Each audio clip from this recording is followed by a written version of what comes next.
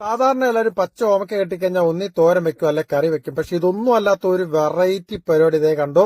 അപ്പൊ ഒരു ഓമക്കയുടെ പകുതി ഭാഗത്തിന്റെ സ്കിന്ന് മുഴുവനും കളഞ്ഞ് ചെറിയ പീസായിട്ട് കട്ട് ചെയ്ത് നല്ല വൃത്തിയായിട്ട് കഴുകിയെടുത്തതിന് ശേഷം ഒരു കുക്കറിലോട്ട് ഇത് മൊത്തത്തിൽ അങ്ങോട്ട് ഇട്ട് കൊടുക്കാം. വീട്ടിൽ അംഗങ്ങൾ കൂടുതലാണെങ്കിൽ എടുക്കുന്ന ഓമക്കയുടെ അളവ് കൂട്ടിയെടുക്കാം. ഇനി ഇത് വേവാൻ ആവശ്യത്തിനുള്ള കുറച്ച് വെള്ളം കൂടി ഒഴിച്ചു കൊടുത്ത് ഇതിന്റെ മൂടി വെച്ച് അടച്ചു കൊടുത്ത് രണ്ട് വിസിൽ മാത്രമേ അടുപ്പിക്കാൻ പാടുള്ളൂ. വിസിൽ അടിക്കുന്നതിനോടൊപ്പം തന്നെ നമ്മുടെ എല്ലാ സുഹൃത്തുക്കളും ഈ വീഡിയോ ഒന്ന് ഷെയർ ചെയ്യാനും ലൈക്ക് അടിക്കാനായിട്ട് മറക്കരുത്.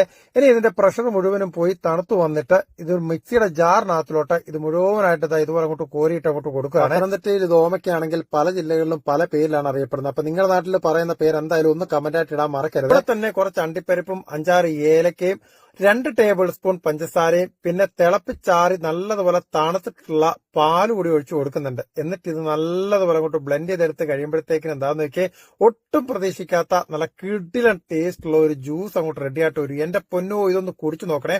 ഒരു വട്ടം കുടിച്ചു കഴിഞ്ഞാൽ നിങ്ങൾ ഇനി പച്ച ഓമയ്ക്ക കളയത്തില്ല, ഇതുപോലെ തയ്യാറാക്കിയിട്ട് കഴിക്കും.